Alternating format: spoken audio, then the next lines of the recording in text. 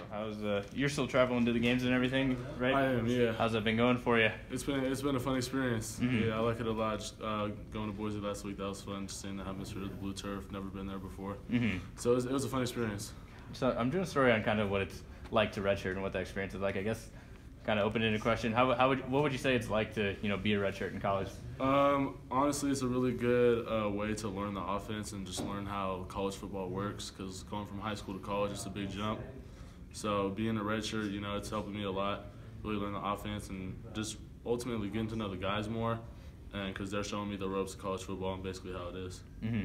So you mostly work with the scout team and go against the first team defenses? Is that how it works for you? Or? Yeah, so I'm working with the scout team. I know a lot of the redshirts are working with the scout team. Mm-hmm. So that really helps us get better, helps the defense get better, and overall it just helps us all get better. Mm-hmm.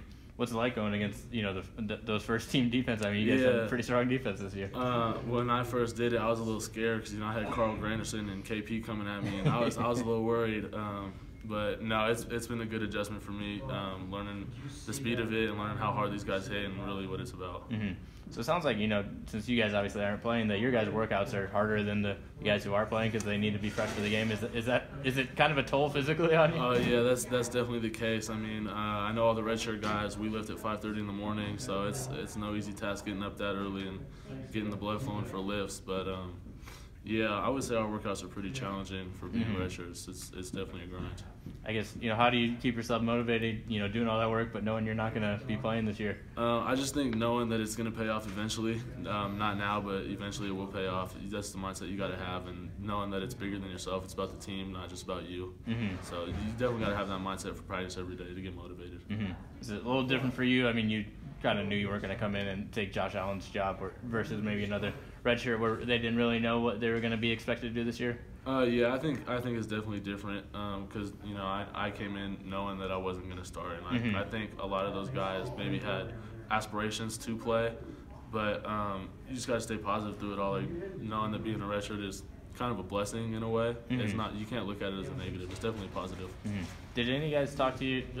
Anybody talk to you? Kind of guys who had gone through that process before to tell you, what to expect or give you some advice? No players have, but Coach Bull and Coach Vegan definitely have. They definitely told me that there's a bunch of positives, even though when you're going up against the number one defense, it's hard. Like you're going to struggle, but knowing that it's going to make you better at the end of the day, you definitely just have to stay positive.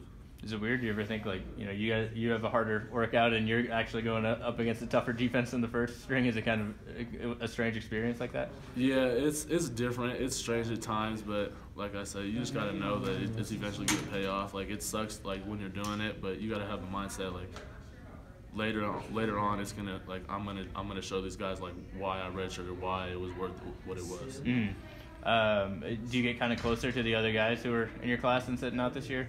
Oh yeah, definitely. I mean, just being on scout team, all the guys in the meeting rooms, we share laughs. We're all pretty close, so I think that definitely helps too. Not just being thrown in the fire and starting right away. Being a redshirt definitely helps me get closer to those guys. It seemed like your class as a whole was pretty close coming in. Was that the case, do you feel like? Yeah, I definitely think we were super close. I mean, we had group chats from once one guy committed, we threw him in the group chat, and so we all kind of knew each other since when I committed in December and then when those guys committed. So I would say we're a super close group.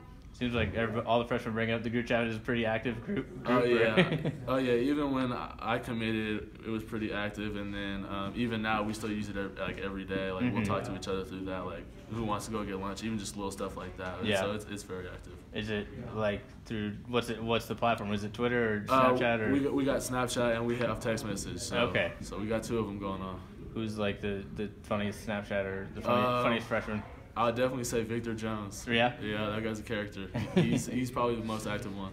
Gotcha. I don't think you guys are allowed to talk about, just verbal commits, but, knowing that they got one at quarterback, are you expecting kind of a battle, I guess, for your, fighting for that position next year? No, I think it's good. Competition makes everyone better, and as it goes, the best guy's going to start next year, so I'm really looking forward to that competition. Mm-hmm. I guess just talking to the other red shirts, does it help having guys kind of next to you who are going through the same thing?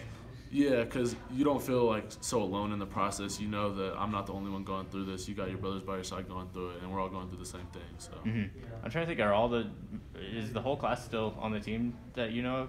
Everybody came in on scholarship at least? I think there has been one guy that left the team Trey Dorfner. I think he got dismissed from the team, but other than that, everyone's still that I know of. So would you say it's a pretty tight-knit group? Oh, yeah. We know about each other's lives. Like, even when we're struggling with being homesick, like, we all got each other's backs. If everyone needs to talk, they know we can come talk to us. And so it's nice.